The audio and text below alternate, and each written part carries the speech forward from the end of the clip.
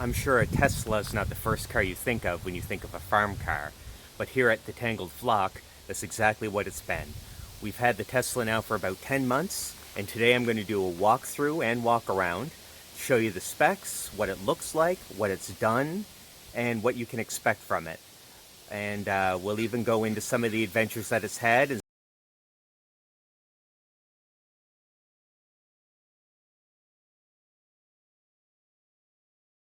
some of the crazy creatures that have been in there.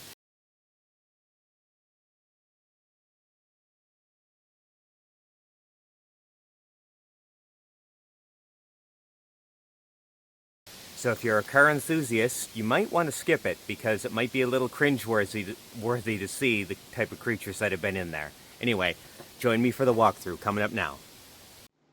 Okay, here we go through the walk around.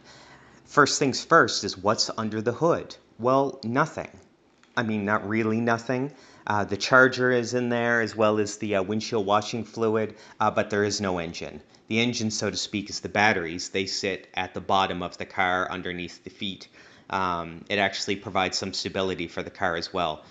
And speaking of the engine, it's a one-speed transmission with amazing acceleration. It's all rear-wheel drive, 0 to 60 in about 4.9 seconds. But the instant torque you get from the electric engine is just something amazing. Something coming from a gas car you really notice. It's absolutely wonderful.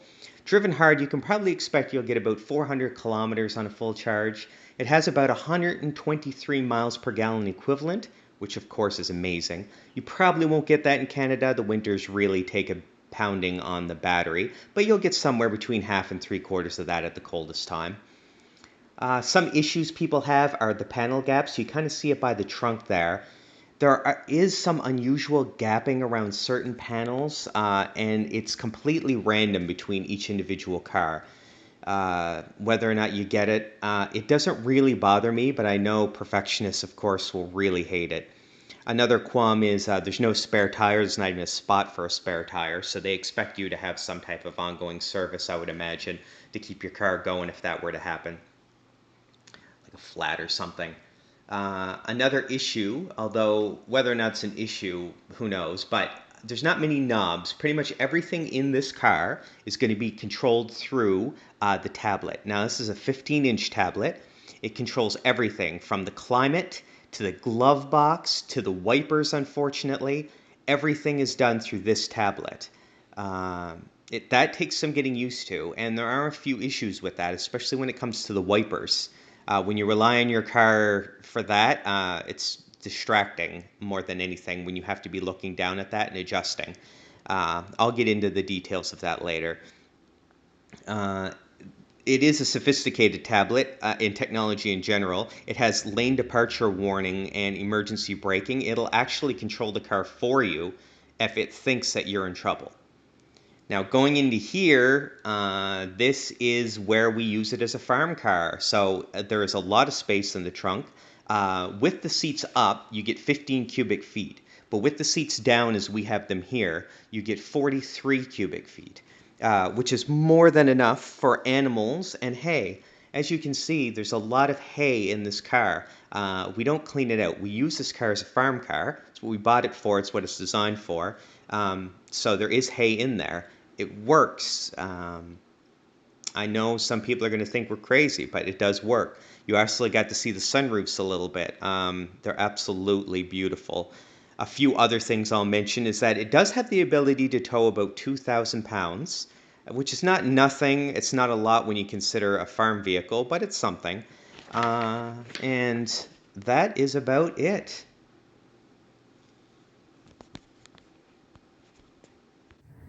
Alright, so that was the walk around of the car. So now maybe a little bit more in depth of what I think. My experience over the last 10 months with the car.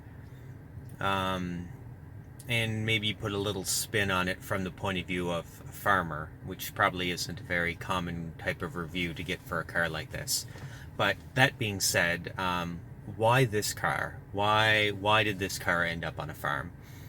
And it was an opportunity more than anything. We got this car used, and the price point was exactly that of a new truck. and it barely had any kilometers on it. So it come down to the fact of, do we get this car? We both love Tesla. Do we take a chance, give it a try? Can we make it work for what we're trying to do? No, it's not the perfect car. A pickup truck would obviously have been better. A van probably would have been better. But can we make it work? This was an opportunity we had. It's an absolutely beautiful car. Even the view I have here, it has the panoramic view all around. It's absolutely amazing. But yeah, the back seat does fold down, so we did have a bit of storage there. It was enough to get 3 bales of hay, and you better believe that when we pull up and get somebody to load hay into this car, they look at us funny. But the point is, it gets the job done. It doesn't ruin the car. We have tarps down. We've had animals in the car. I'll show you a few pictures of that at the end. Lots of animals. We had an emu, a goat, pigs. So it can do the job. We moved out of the city. Our commute more than doubled. So we got about an 80-kilometer trek. So that was one of the biggest things for me about getting a pickup, was paying for gas for that. I couldn't find a truck that could beat 30 miles per gallon, and 30 miles per gallon for a truck's pretty good. That's still gonna cost a fortune. We moved out of the city. We needed to do that for the land. This car gets, 120 miles per gallon equivalent. It's hard to even compare. I mean, it's wonderful. Considering the starting price point was the same, that's an important factor. Yeah, if you paid more for the car than you would have for whatever your alternative was, say a cheaper car, then you may never recoup that cost just on gas alone. But we were comparing it to a truck. The car also has the ability to tow. It can tow 2,000 pounds. It's not nothing. It's not a lot by the time you put a trailer on there, but it's something. It has all the capability that we need, but it does have a few things about it. Quality control on Tesla is a little weird. All the reviews will tell you the gaps in the panels are very bizarre. That doesn't bother me. I'm using it as a farm car, but I mean, it is something to be aware of. There's a few other things. The door handles, they're flush with the car. They freeze in the winter. We're in Canada here, so there was a big thing about Tesla saying that they were tested in Canada for Canadian winter. Sure, I'm sure they were, and I can open the door in the winter. You do have to hit it. That handle can be frozen solid. It's flush. There's nothing to grab. There's nothing to grip. You bang it with the side of your hand, and you crack the ice. And, I mean, how good's that for the car? It works. It gets the job done. I do it for a truck. I do it for the car. I'm trying to think of other little minor annoyances. There aren't many. I love the speed. I love the distance that it can go. This is a mid-range, which is no longer in production. So this can go 400 kilometers on a charge, except in the winter. At the worst in winter, here in Nova Scotia, we get minus 20 or worse. I'd say go about half the distance. So you get 200 kilometers safely. Less the more you blast your heater. Same with the air conditioning. So, but 400 kilometers, yeah, it's around that in the summer. Which is all you need with the supercharging system. So, of course, Tesla has superchargers. You can go from one end of Canada to the other and never run out of charge. Their network ensures that. That is one of the advantages of going with Tesla over any other electric car company. I know they're all coming around, but they're not at that point yet. If I could, I'm going to try to show you a little something here. So if you can see the console here, the console is really neat. I can't show you because we're not currently driving, but it's essentially Google Maps. But what it has on here is when you input your destination, it will tell you where all the superchargers are along the way and tell you how many kilometers you'll have when you get to it, and what your charge will be round trip. It's very useful. The Tesla will make sure you never run out of charge. And actually, if you input a destination that you can't make it, the Tesla will give you countless warnings saying you're not going to make it.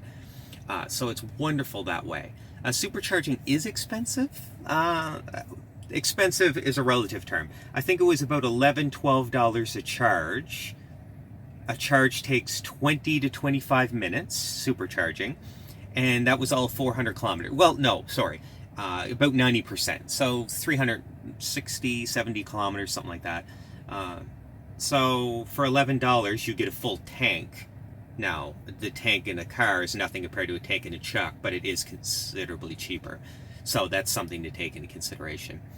I couldn't tell you what it adds to your electric bill. I do, of course, charge at home exclusively. I have a level 2 charger, so it can charge in probably 4 hours overnight completely. It's too hard to judge what that does to the electric bill. Unfortunately, the house I'm in is also new, so I don't have a stable electric bill to really compare it to. But, you know, you're filling up for dollars. There are a lot of neat features. As I talked about, one of the concerns is that a lot of the controls is exclusively on this tablet. So you have things like your wipers, which are on this tablet. Your wipers are really annoying because the last thing you want to do when it starts downpouring is to have to take your eyes off the road and look at the tablet. It has an auto feature. It's very unreliable. Sometimes it'll come on, sometimes it won't.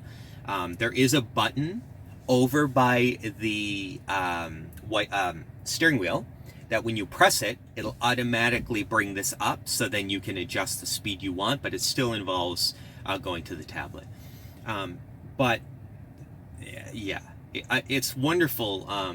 Tech-loving people, I'm sure, will love it. And unfortunately, I'm very sorry, I can't tell how much of this you can see. I'm hoping you can see a bit of it.